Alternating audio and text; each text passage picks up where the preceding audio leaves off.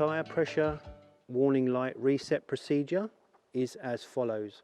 The vehicle must be in park or in neutral if it's a manual vehicle, and the handbrake applied. Proceed to turn the ignition on and you are presented with a screen. To change the screen, you press the down button until you reach the folder screen. You then press the middle button, which is to enter. You are then presented with the deflation warning system. You then press enter again.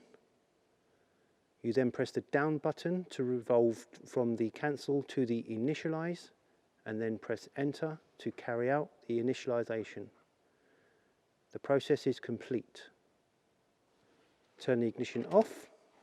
It is done.